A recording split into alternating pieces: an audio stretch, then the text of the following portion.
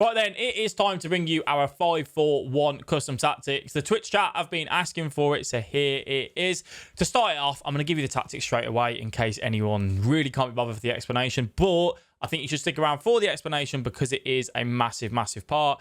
Those are the custom tactics on the screen right now for you, and then our instructions are here. Now, the 5-4-1 right now is a very, very solid formation at the higher level in the game. A lot of people are playing it purely because it can work really well on the attack, but mainly you are compacting the box and you are making it very, very difficult for the opponent to break down, okay? So I'm also going to tell you how to beat the 5-4-1 in this video, or any 5 at the back formation in that matter. So, key things that you need to kind of take into account when running this formation. Your striker needs to be very capable to receive the ball into feet, in behind, to get the wingers involved as well. He's gonna play as that point man, essentially, that you're gonna go for. Another key part that you need to realize with a 5-4-1 is that you need to allow your wing backs to actually get up and sit high up the pitch and be available for you to look for the switch play. That switch of play is so easy to do. Your wing back will be free as anything. You can distribute the ball out to them. You can look for the byline. You can look for crosses and so on. You need centre midfielders that are very good at getting up and down the pitch. We've used many different midfielders in this. Wijnaldum, Modric, Kevin De Bruyne, Kante. Awar, I wouldn't recommend in this. I'm just testing him out at the minute, which is why he's here, because of the high-low work rates. You are looking ideally for high work rates for both centre mids. Your wingers clearly need to be quick. They need to be capable of receiving the ball, getting in behind, crossing the ball, shooting, absolutely everything. And then your wing backs, ideally, high work rates for them as well, to get them up and down the pitch, and high stamina is absolutely crucial. So that's kind of what you need for the team, okay? Now, defensive style, we run balanced. Why do we run balanced? If you are going to be playing the 5 at the back, you want to make it so difficult to break down. Running press on possession loss or press on heavy touch makes you... It doesn't make you stable. It doesn't make you as, defensively sound, right? Your players get caught out of position. That's why we run balance. Balance is one of the go-tos this year purely for that exact reason. Now, for our width, I'll go 45 width in the defense. It's already compact as it is because you're 3 centre-backs. You want them to be nice and close to one another. You don't want to go too narrow to give up the wings too easily with your wing-backs. And you obviously don't want to go wide because then you pull every defender away from each other and it makes it too easy for your opponent to play through. This is one of the highest depths that I've run recently. Normally been running about 60, 55. If you're on old gen, again, as I always say, just knock this down another 10 or so and you'll be fine. Now, why do I run a high depth? Basically, you are going to use your middle centre-back, which is Coman for me here, as the pressing centre-back. You're going to get into the face of the opponent. You're going to be aggressive. Why? Because you've got 2 centre-backs on the cover. Your wing-backs will be back as well on the cover. So be aggressive with that middle centre-back, and that high depth kind of allows you to do that.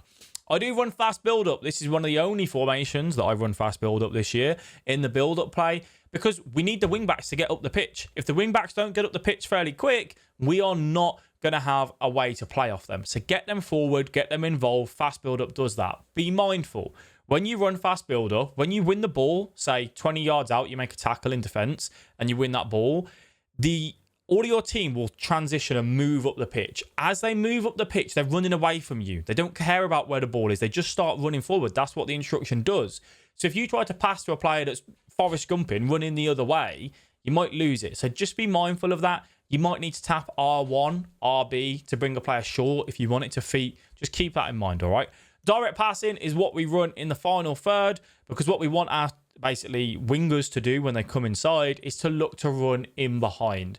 When you play off the striker, you can play it into their feet, little first time over the top through balls into the wingers, who are basically playing as a right forward and left forward, or work a treat. I run 57 width on this because, again, I have the wingers come in anyway in the game, in their instructions, and that width in the attack just keeps those wing backs on the touchline. I personally don't find much of a variant between running 10 width, 20 width, 100 width. I think it's very... Just not that noticeable, to be honest with you. That's what I run, though. And then for our players in box, we are running 6. Nothing too high. We want our centre mids kind of there and available, but we don't want to put them both forward. So that's why we go with 6. Corners and free kicks is on 1.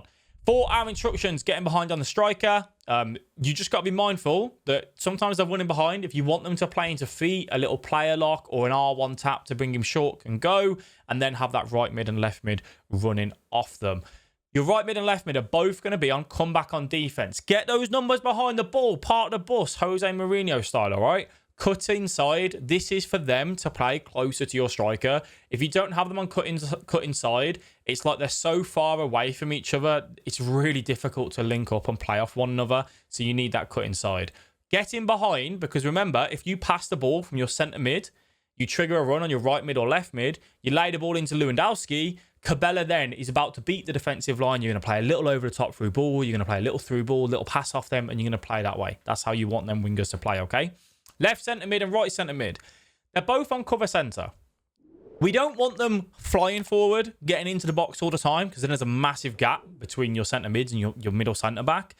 But you don't want them just not getting involved. They do kind of need to be there on the edge. You're looking for Travellas. You're looking for finesse shots. You're looking for players that are capable at hitting the ball. Running a Patrick Vieira and a Kante in this wouldn't be that good. I wouldn't recommend it. Make sure you've got, you know, a decent centre mid who can kind of do a little bit of everything.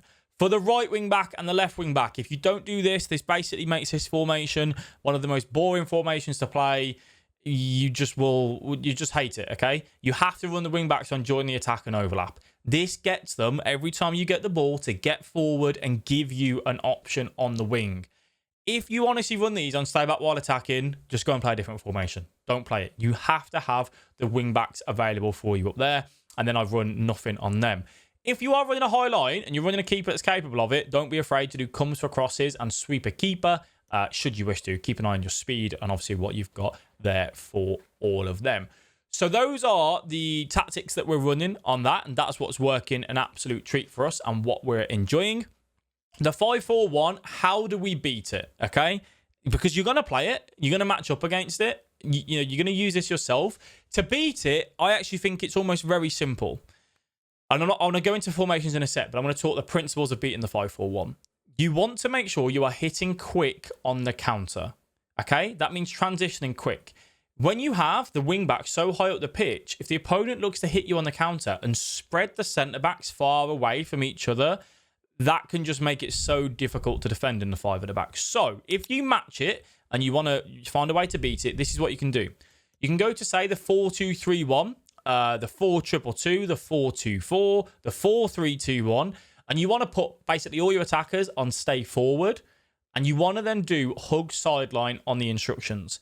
And all you're looking to do is pull all of those defenders so far away from each other. But if you do not hit on the counter, you will not break it down. That's where they get all the numbers back and you allow them to play into their strengths of the 5 at the back. If they do get every man behind the ball and you're trying to get it into the box and, you know, Mbappe's dancing and you can't beat them, you know, they're getting block after block after block, that's when we have to go to more different methods. We're talking German crosses. We're talking power shots, Travellas, long-range finesse shots. You have to think outside the box then if you can't hit quick on the counter against it. All right? This is why it's so good, because it has numbers in the attack. It has numbers in the defense. It's really difficult to break down if you play slow possession FIFA. So you have to really make sure you have versatility in the attack, in the build-up, and loads of different ways to score. Crosses, player locks, creative runs, and so on. So that's the 5-4-1. That's how you run it. If you want to catch any of our latest videos, like the 4-2-3-1, for example, you can catch that with a click on the screen just up here. Thank you all for watching.